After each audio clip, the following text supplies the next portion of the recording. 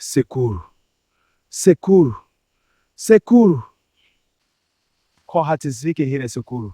Atozvika muzukuru, relax. Kumusha ndinobvawo kumasvingo. Now ndogarawo muHarare kwandiri kuenda kuMbare kuNational.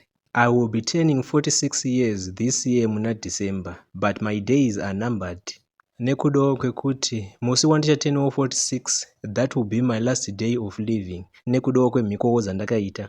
I am living in a borrowed time after ndaendawo kunoromba ndikapiwawo mhiko dzekuti 10 years chete ndidzo dzandichararama then ndobvawo ndafa. Nekudawo kwekuvawo desperate ndaitoonawo zvinhu zvainge zvichiuyawo pamberi pangu asi ndainge ndichingoignorawo masainzi ndikati inini upfumi chete ndo hwandiri kuda. Ndakatenderawo kuti nhamo neruchiva zvinge zvichindikontrola kusvikawo ndazotengesawo mweya wangu. Life is precious and zvimwewo zvinhu zvatinodhilawo nazvo can't be undone. You have to live by it kusvikawo muzuva raunozoti hauchararame. Let me tell you my story. Ndakakurirawo kumaruzevha kumasvingo uku mudistrict rekwaChivi. Mufamily medu tainge tiri 5 vana, ininiwo ndiri second born. Muhombe mumba medu ainge ari musikana.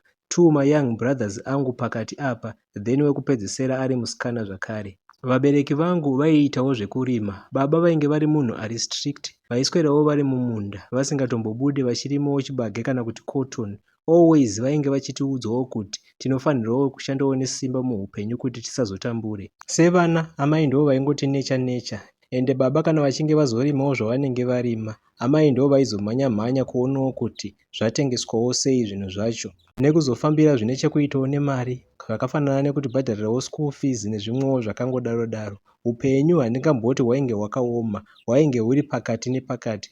Tainge tichitogara zvedu zvitori bhoo tisati tatozivawo kuti kune chinhu chinonzi magetsi, tichiendawo hedu kunozvichererawo mvura kunzvimbo dzainge dziri kure nekufudzawo mombe. Hapana nzara yakambosvikawo munyika kubvirawo kuma90s uko yandisingazive inini. Pese paiitika nzara makore ese iyayo, family yedu yakaaffectwawo zvakanyanya. Savings atainge tichiitirawo mumba taizongomuka tichinzi mari yese yatainge tiinayo iya haichatenge. At school ndainge ndiri mwanawo ainge ari bright, ndikatosvikawo pakunyora nekupasawo ma-O levels angu ne5 subject, but painge pasitorinawo hapo mari yekuzoti ndinge ndichiendawo kuA level kana kuuniversity.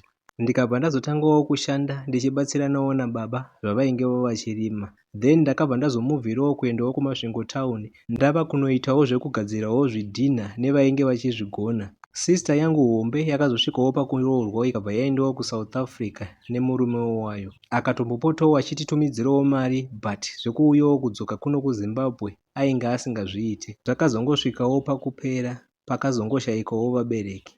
One yemabrothers angu mudiki wachona ndiye akazofirawo mumining accident yakaitikawo mugore ra2015. Mumwe wachona izvezvi nditicha anodzidzisawo kuBeitbridge uku. Akatoroora mukadzi wake izvezvi aane vana. Nekukurawo izvezvi hatichanyanyawo kutaure nekuti munhu ava nemhuri yake. Uyu mudiki musikana uyu ari kuBulawayo ndo kwaari kushandira ari. Baba vavo vakazoshayika mushure mekurwarawo nguva pfupi, then amai vachizotsvera after vaitawo stroke. With me trying zvinhu zvakawanda nekuonawo kuti zvese zvandainge ndichiita hazvaimbondipawo mari yainge ichindikwanira.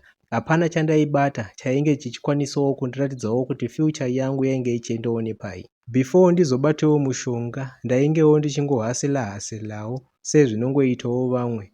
Fast forward ndava nemakore 36 ndainge ndiri muJoburg kuSouth Africa uko kwandakatoendawo ndatoitawo zvekujambiswawo bhodha ndichiendawo kunotsvagawo maopportunities ekuti ndinge ndichiraramawo zvinenge zviri nani. Ndo kunosvikirawo mumaoko emumwe murume ainge aine construction site yake, ndo kwandakatangawo kunoshandawo ndiriko ikoko. But tainge manje tichirarawo muimba yemarata chaiwo, kuti pamusoro marata kumasaidhi marata, kana kuchipisa maipisa zvisingaite, same as kana kuchitonhora zvinenge zvichingoitawo weather ndo zvinenge zvichingoitawo mumba. Ndichiedzawo pano neapo kuti ndinge ndichitumirawo vainge vasarawo kuZimbabwe mari yandainge ndiinayo zvekuti yekusevha paitosara pasisina. Ndakaona kuti zvinenge zviri kuramba zvakare ndokuzobudawo kuenda futi kuBotswana uko ndakasvika manje kunenge kunoti netsei unlike kuSouth Africa. Ndichisvika ikoko ndakatangawo kushanda as garden boy. Hazvina kundiitira zvakare, then ndikabva ndadzokerawo kuZimbabwe ndikabva ndaendawo muHarare ndichitsvagawo stability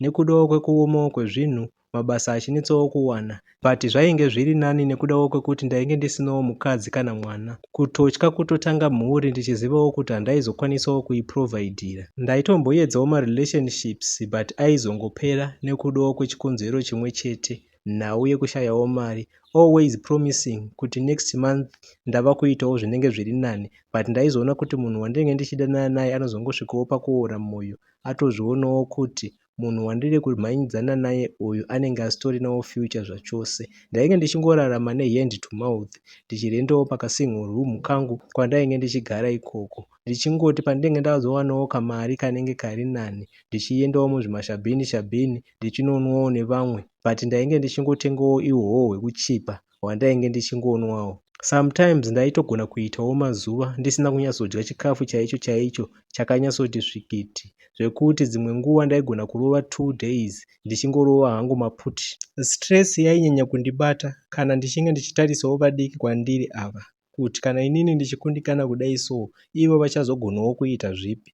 Fast forward, let me just be panyaya yangu chaiyo. What led me kuti ndizosvikawo pakuromba nenhau yedesperation nekudawo kwegodo, kuonawo vamwe vanhu vanenge vachidhiraivhawo motikari dzavo hombe vachiitawo zvinhu mulife zvichiita kunge zviri kuvaitira, usingazivawo kuti munhu paanenge achiita zvaanenge achiita ndepapi paanenge akatsika. This came as a result ndaitawo chisecurity pane kamwewo kakambani kakazongovharawo vanhu vachibva vatongosiyiswawo mabasa. Ndikabva ndasanganawo nabhururu wangu aingewo achibvawo kumasvingo kwandainge ndichibva, ndichimubvunzawo kuti naiyewo ari kuzvigonawo sei, achingonditi ikiya baba. Ndiye akazonditi kana uchida unogona kunobatsirwa, variko wani vanhu vakawanda kumusha kwatinobva uku vangagonawo kukubatsira. Ndikatoshamisika kuti kupi ikoko kumasvingo here nenzvimbo dzese dzandinoziva ndiani angabatsire munhu zvekuti angabva aitawo hupfumi. Bhururu wangu uyu iyewo ainge akwanisawo kuzvitengerawo motikari nemba, achingoti nayewo anongoitawo zvemadhiri. And then achinditsanangurira haana kundiudzawo nhau yekuromba, akangondiudzawo kuti kungobatsirwawo kuti zvaunenge uchidawo kuti zvinge zvichiitika muupenyu zviitike,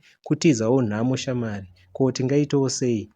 Shamwari yangu iyi ndichimutarisawo zvinhu zvake zvinenge zvakatotangawo kufamba, 12 years kana 13 dzinenge dzakatodarika, and still he is alive. Ininiwo ndini ndakapindawo netsekwende. Munhu akandiratidzawo zvinhu izvi hwake upenyu hunenge hucharamba huchingoenderera, but hwangu inini hunenge huchagumirawo panzira. Ukanyatsa kuona vanhu vekumba kwenyu vachinyatsa kukanga waya, izvozvo zvinokupawo pfungwa dzekuita zvinhu zvakatoti wandei. Mukoma, munzvimbo yaunenge wakakurira unogona kutoitawo dzimwe nzvimbo dzaunenge usati wakatombosvika kana usingatombozive kuti nzvimbo idzodzo dziriko zvachose. I was surprised ndichidzokerwa neni kumasvingo ndichitopinzwawo pamwe pano pandainge ndisina kumbobvira ndakapinda, apa ndaizviti ndinoziva nzvimbo dzese inside out. Tichizonosvika pambawo pevamwewo baba hwainge hwatovawo husiku. Baba ava vainge vakachembera, pamba pavo pakangosakara paine zvimabhonzo, zvinhuwo zvakudhara, matewe, but matewe achona airatidza kuti ndeemhuka dzidiki. Ndakanotaura navo baba ava ndichizonovaudzawo dambudziko rangu, ndichivaudzawo kuti ndainge ndichidawo mari.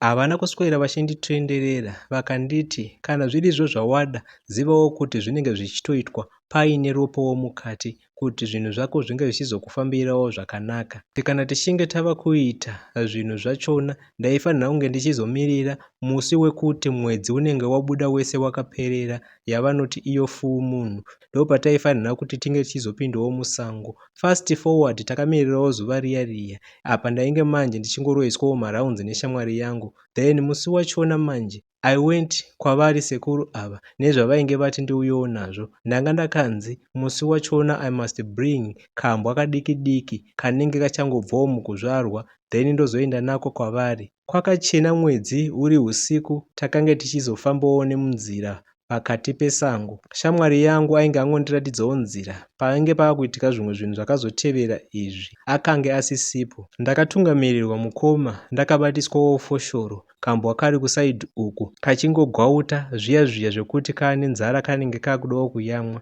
Ndakachereswawo kagomba kainge kasina kunyanya kudzika kainge kachingondisvikira kumakumbo umu, just enough kuti tinge tichizochererawo chinhu chakaitawo sechidhina. Ndainge ndisinawo kuziva kuti kambwa katainge takabata taifanira kuzokaradzika imomo kari kapenyu. Ndichipedza kuchera gomba riya riya ndikanzi ndiradzikewo kambwa kaye nemusana, but mukaradzika kwandinenge ndichiita nepikicha randainge ndanzi ndiuye naro ndakanzi ndiite kunge ndaputira kambwa kaye nepikicha rangu, then ndobva ndazvichekawo pachigunwe. Ropa richabudawo ipapo ndodonhedzerawo mumuromo wekambwa, ndochekawo vhudzi nechigero, then ndobva ndazviisa pamwe chete, then ndobva ndazvifushira. Kambwa kaye handaifanira kukauraya, ndaifanira kungokacherera kari kapenyu kudaro. Ndichipedzawo kuita sezvandainge ndataurirwa, sekuru vaye vakabva vataurawo mazwi avakataurawo ipapo, ndokubva vazonditaurira kuti zvataita apa izvi, imbwa iyi yanga ichazofanira kurarama upenyu hwakanaka. Handizivewo kuti yanga ichazoraramawo sei,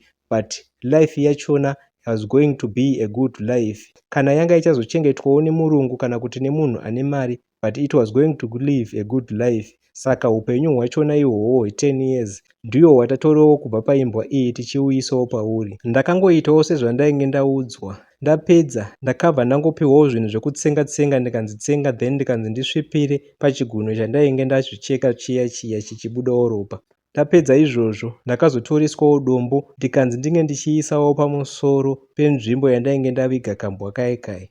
Ndichiudzwa zvandainge ndichiudzwa ndakamboda kuramba ndichishamisika, but ndakaudzwawo kuti hapasisinawo reverse, kana zvatoitwa. Ndikabva ndaudzwa kuti this is a good case, nekudawo kwekuti mhiko yachona haimbozombotapurirwo kufamily yako, inongopererawo pauri chete. Chausiri kufanira kuzongoita kuroora kana kuzoitawo vana, cause upenyu hwako huchaperawo nekukasika. I never mind panguva yachona iyoyo, nekudawo kwekuti ndainge ndichipushidzirwawo nekudawo kwemakaro, kudawo kupfuma. Zvese zvainge zvichiitika izvi, chandainge ndichingoda chete kunge ndichibatawo nzira kuti apa tafambawo so tazosvikawo sei apa, nekuti hana yangu yainge yatangawo kurova. Ndainge ndaakufungidzira kuti kana zvikanzi nen'anga iyi one day uchaziva here pawakacherera kambwa kaye, ndichaiudzwawo kuti ndinoziva. I tried kuti ndinge ndichiisawo picture yachona yenzira yatainge tichifamba, asi yakazongobudawo nekufamba kwenguva. After this ritual handina chimwe chinhu chandainge ndapiwa, but life yangu yakatangawo kutransform. Ndakatangawo kuitawo malaki, ndikatangawo kuzowanawo macontract jobs in construction kwandainge ndagarawo ndakajaira, then ndakatangawo small business kangu kebuilding company muHarare. First car yangu yandakatenga ndakatoitenga iri second hand, ndikatonovakisawo imba uko kumasvingo kwandinobva. Chero hangu ndisinganyanye kukugara zvakanyanya, ndinongoitawo zvekuvhizita pano neapo. I've been to places for my holidays, kunzvimbo dzingashuwirwe nemunhu wese kudawo kuenda, and I've been living a good life, ndichidya nekunwa zvandinoda, pari pakupfeka handichatotaure. Mari yangu ndakaudzwa kuti inokwanisa zvayo kuti inge ichipiwawo hama, but chandainge ndisingafanire kuita zvinhu zvine musoro nayo, kuti kana ndichinge ndatengawo mota ndoramba ndichitengawo dzimwe dzakawanda. Chinhu chese chandaifanira kutenga ndaifanira kungotenga chiri 1, kana iri imba yongova 1, kana mota yongoitawo 1. No marriage as per mhiko. Fast forward mukoma, now I am at 45. I was comfortable throughout pese apa, but nguva manje dzinofamba, ndakazozviona izvezvi kuti 10 years dzinongoita kunge mwedzi mumwe chete. Chero ndiine imba iriko kumasvingo, ndiri kuloja muHarare kuMbare uku, and now I'm starting to sense the end. At least pane mari yandakambowanawo pese apa ndichipawo hama dzangu masiblings, vakatomboitawo zvine musorowo nayo, zvekuti kana ndikazofawo hangu handizonyanyawo kuzvidemba kuti ndasiyira vana nhamo. Now I'm just living in a simple house, ndichiitawo masavings angu, nekutiwo business rangu rakazongoslowa, like mushonga wachona wanga watangawo kufedha. Funeral policy ndakatoijoina just gore randainge ndatoitiswawo mhiko dzangu. Nekudawo kwefiye plus kupanika, ndakambodzokerawo kun'anga kuya ndikaibvunzawo kuti hapanawo here zvingakwanisawo kuita kuti ndinge ndichiwedzerawo angu makore, but yakatonditi zvaitwa zvatoitwa zvatopera, hapasisinawo kudzokera kumashure. But handina kuda kuvabhilivha sekuru ava, ndakati regai ndiendewo ndimbononzwawo vamwe. Ndikangosvika ikoko ndichiudzwa kuti type yemhiko yawakaitiswa inoda chete ichibviswa nemunhu akakuitisa. Since I know kuti this is my last year, panic imwe yandiinayo ndiri kutotadza kana kufambisawo zvimwe zvinhu zvandiri kufanira kunge ndichifambisa. Hana yangu inogara ichirova usiku nesikati, ndichibuda dikita risingaiti. Ndikangofambira panhu panoita kunge panenge pangori nerima, ndinoita kunge ndadzokera kurarama upenyu hwandakamborarama kudhara kana kuti hwakararamiwa nevamwe vanhu. I start seeing zvinhu zvakudhara, vanhu ndichitopesana navo, but pakaita kunge pangoita chiedza chete, image iyaiya inoita kunge yese yangodisappear. Mumba mandinorara ndinotorara ndakabatidzawo malight ese. Handiite mistake yekurarawo murima. I thought of ending my life, ndongozviitawo suicide, but hazvitomboshande zvachose chose. Mhiko imhiko, ndo zvandakazoona. I'm only waiting for the natural death ichaitikawo musi wacho. I regret so much nekudawo kwekuti I am just going to die ndisinawo kumbosiyawo mbeu yangu panyika. Ndinozvidemba zvakanyanya kuti ndaifanira kunge ndakahasela zvainge zviri honest, then ndakaroorowo mukadzi ndakakwanisawo kuzviitirawo vana. Avawo vekwangu havatozivewo kuti kubudirira kwandainge ndakaita pese apa hakuzi kuti ndainge ndichishandawo nesimba, but pane zviripo zvavanga vasiri kuziva. Kungoti chete handizonyanyawo kuvasiyirawo mutoro nekudawo kwekuti everyone mufamily medu aripowo pafuneral policy. This confession is my last cry.